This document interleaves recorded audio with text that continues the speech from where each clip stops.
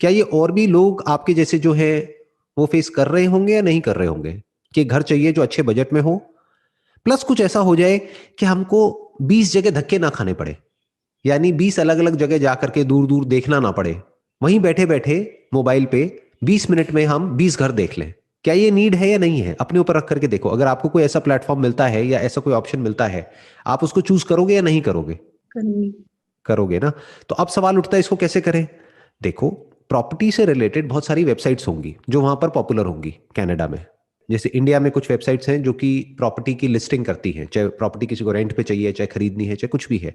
अभी शुरू में आप बहुत ही टारगेटेड कर सकते हो अपनी जो मार्केटिंग है उसको, यानी कि क्या, कि अगर किसी को घर रेंट पे चाहिए, that too in this particular budget, तो वो आप अवेलेबल करा सकते हो। अब आप क्या करोगे, जो ओनर्स ऑलरेडी वहां पर है, जिन्होंने अपने घरों को लिस्ट किया हुआ है या अलग अलग जगह पर लिस्ट किया हुआ है, आप क्या करोगे, उन सबसे जाकर के कांटेक्ट करोगे कि आपका घर रेंट पे चढ़ाने का काम मेरा, आपको मुझे कोई पैसा नहीं देना है। तो उनको क्या प्रॉब्लम है, उनका घर तो रेंट पे चढ़ गया। मैं आपको बता रहा हूं कि सोचते कैसे हैं, मैं आपको ये नहीं बता रहा कि करना क्या है, करना तो फाइनली आपको ही है, बट मैं आपको बता रहा हूं सोचते कैसे हैं आइडियाज को।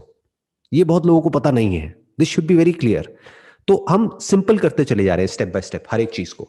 तो आपने क्या किया, आपने जा करके उन लोगों को बोला कि आप अपना घर रेंट पे देना चाहते हैं, यानी वो लोग जिन्होंने, जो खुद ओनर है और डायरेक्टली अपने अपनी प्रॉपर्टी को लिस्ट किया हुआ है रेंट पे देने के लिए।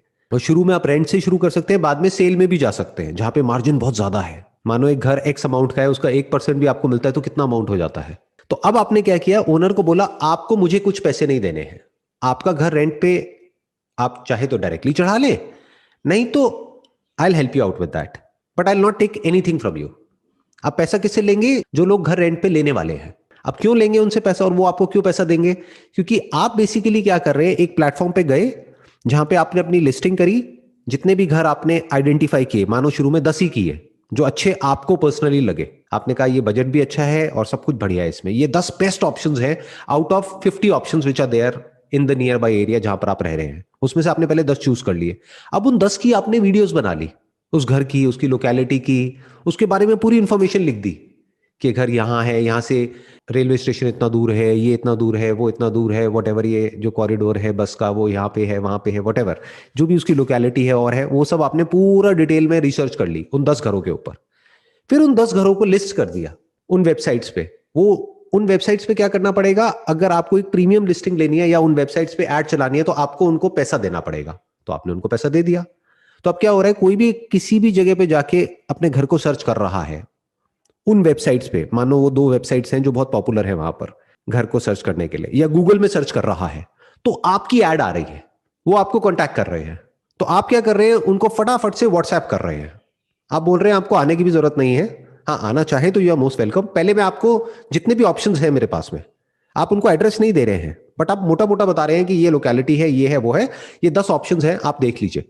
और व्हाट्सएप पे आप पूरी पूरी इंफॉर्मेशन उनको भेज रहे हैं, यानी वीडियोस भेज रहे हैं जिसमें उनको पूरा पता लग रहा है कितने बेडरूम है, कैसा वॉशरूम है, बैल्कनी कैसी है या नहीं है क्या नहीं है, सारा कुछ डिटेल में, क्योंकि आपने खुद ने एक घर लिया है रेंट पे तो आपको सब पता है क्या होता है, कैसे होता है। तो जो पर्सन रेंट पे घर लेना चाहता है, उसको जो चाहिए होता है वो सब आपने उनको व्हाट्सएप कर दिया और 10 ऑप्शंस व्हाट्सएप कर दिए। अब उस 10 में से उनको 2 पसंद आए, उन्होंने कहा मुझे 2 अच्छे लग रहे हैं, तो आपने बोला ठीक है, आई गो अलॉन्ग विद यू, वहां पर मैं जाऊंगी। और पहले ही आपने अपनी टर्म्स क्लियर कर दी कि बेसिकली जब भी आप अपना घर फाइनल करेंगे तो I take 1 month of rent from you for my services.